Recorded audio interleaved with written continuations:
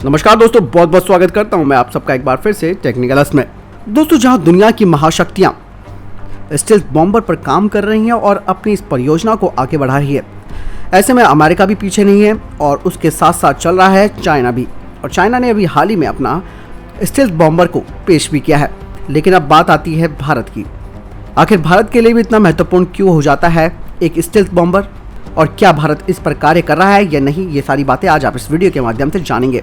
संयुक्त राज्य अमेरिका ने अपने B-21 रेडर्स नाम का एक लंबी दूरी का भारी पेलोड ले जाने वाला स्टील्थ इंटरकॉन्टिनेंटल रणनीतिक यानी कि स्ट्रैटेजिक बॉम्बर के विकास पर काम शुरू कर दिया है, जो कि B-2 स्टील्थ बॉम्बर के एक छोटे बेड़े का पूरक होगा और बाद में इसे बदल दिया जाएगा।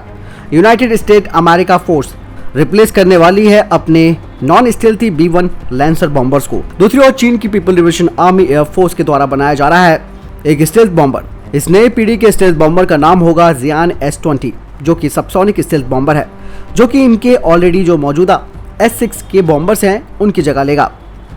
आपको बता दें कि S-6 बॉम्बर सोवियत एरा के यानी कि सोवियत युग के Tu-16 के डिज़ाइन पर आधारित है। हालांकि स्टील्थ बॉम्बर के डिज़ाइन में रूसी पीछे नहीं है, उन्होंने PAK DA stealth bomber project पर काम करना शुरू कर दिया है। लेकिन सबसे हैरानी वाली बात यह है कि अगर भारत महाशक्ति में शामिल होना चाहता है तो उसके पास अभी तक इस तरीके के बॉम्बर्स क्यों नहीं है। ऐसा बिल्कुल नहीं है कि भारत के पास बॉम्बर्स का एक्सपीरियंस नहीं है। भारत के पास एक्सपीरियंस है बॉम्बर्स का इस्तेमाल करने का।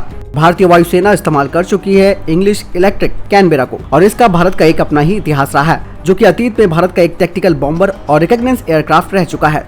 लेकिन इसके रिटायरमेंट के बाद ये जिम्मेदारी MiG-27 और जागुआर फ्लीट के ऊपर आ गई, जो कि किसी छोटे ऑपरेशंस के लिए इस्तेमाल किए जा सकते हैं।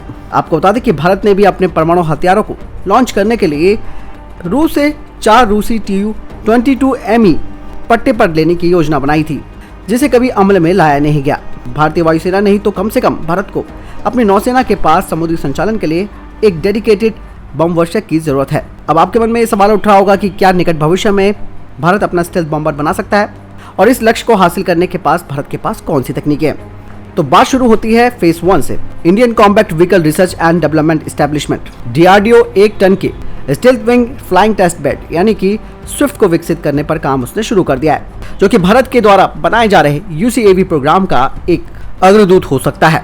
भारत अपना 10 टन का स्टील्थ घातक UCAV पर काम करना शुरू कर चुका है, और इस काम के शुरू होने से पहले ऑटोनॉमस मोड में हाई स्पीड लैंडिंग तकनीक, जो कि 46 किलो न्यूटन ड्राई थ्रस्ट उत्पन्न करने वाले ड्राई कावेरी इंजन के द्वारा संचालित होगी। स्विफ्ट को GTRE के द्वारा विकसित 4.25 kilo Newton thrust turbofan engine के द्वारा संचालित किया जाएगा, जिसे कि माणिक इंजन कहा जाता है, जिसे भारत की निर्भय क्रूज मिसाइलों को शक्ति देने के लिए डिजाइन किया गया था। लेकिन अब इसका उपयोग कई बुनियादी तकनीकों का परीक्षण करने के लिए एक टेक्नोलॉजी डेमोन्स्ट्रेटर के रूप में किया जाएगा, जो कि बड़े घातक UCAV के लिए विकसित किए जा रहे हैं। भारतीय वायुसेना चाहे तो स्विफ्ट को DRDO की मदद से एक विंगमैन बॉम्बर के कार्यक्रम में बदल सकती है, लेकिन अभी HAL का ध्यान प्रस्तावित कैट्स वॉरियर विंगमैन कार्यक्रम पर लगता है। फेज 2 भारत का स्टील्थ घातक UCAV भारत के लड़ाकू विमान उद्योग के लिए एक आधारशिला बनेगी, और भारत के लिए ये बहुत बड़ा मील का पत्थर भी साबित होगा यदि DRDO अगले 15 से 20 वर्षों में इसे हासिल कर लेता है। घातक UCAV प्रोग्राम को भारत सरकार के द्वारा AMCA कार्यक्रम जितना प्रमुखता दी जानी बाकी है।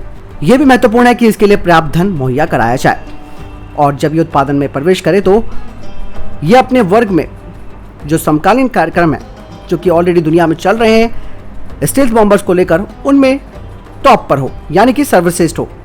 घातक UCAV लंबी दूरी की समुद्री या फिर परमाणु स्टील्थ बॉम्बर्स के विकास के लिए एक बेस रख सकता है, और यह भारत का महाशक्ति के रूप में उभरने के लिए बहुत ही जरूरी कदम भी होगा। वर्तमान में घातक UCAV कार्यक्रम के लिए महत्वपूर्ण कंपोनेंट्स पर काम शुरू हो गया है।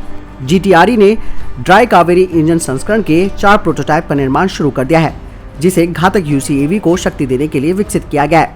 GTRE से 2024-2025 तक उड़ान परीक्षण पूरा करने और उत्पादन के लिए इंजन को प्रमाणित करने की भी उम्मीद है। घातक UCAV उड़ान परीक्षण 2025 के बाद शुरू हो सकता है, और उम्मीद है कि 2030 में ये उत्पादन में प्रवेश करने के लिए तैयार हो जाएगा। अब बात करते हैं फेज 3 की। फेज 3 में स्विफ्ट घातक जैसी मानव रहित स्टील्थ बॉम्बर्स परियोजनाओं को सफलतापूर्वक पूरा करने के बाद भारत बड़े मानव युक्त स्टील्थ बॉम्बर्स के विकास की नींव भी रखेगा। बहरहाल अमेरिका हो या चीन हो या फिर रशिया और या भारत, अभी किसी के पास नए स्टिल्थ बॉम्बर्स बनाने के लिए कोई खास अनुभव नहीं है, भले ही वो पारंपरिक बम वर्षक का इस्तेमाल क्यों ना कर रहे हों। लेकिन स्विफ्ट प्रोग्राम के बाद इसके कंपोनेंट्स का इस्तेमाल जो डिज़ाइनर और इंजीनियर्स हैं वो स्टिल्थ बम वर्षक के निर्माण में कर सकते हैं। इस तरीके के स्टिल्थ बॉम्बर्स को विकसित करने के लिए एक तकनीकी चुनौतियां आसान नहीं होंगी, लेकिन स्विफ्ट और घातक परियोजनाएं तेजस MK2, TEDBF और AMCA जैसी कई परियोजनाओं के साथ ऐसे विमान के विकास के लिए आवश्यक आधार भी तैयार करेंगी।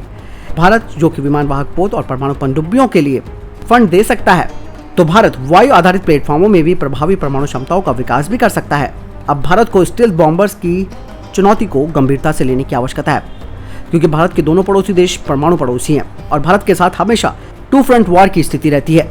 हालांकि परमाणु पनडुब्बियों की तरह ये संभावना नहीं है कि भारत निकट भविष्य में कभी भी एक स्टिल्थ बॉम्बर्स बना सकता है, लेकिन इसके लिए भारत को अपने इस कार्यक्रम को 10 से 15 साल की जो अवधि है उस गैप को कम करने के लिए और इसे नीचे लाना पड़ेगा, यानी कि इन 10 से 15 सालों से भी कम के समय में भारत को अपना स्टिल्थ बॉम्बर विकसित करना होगा।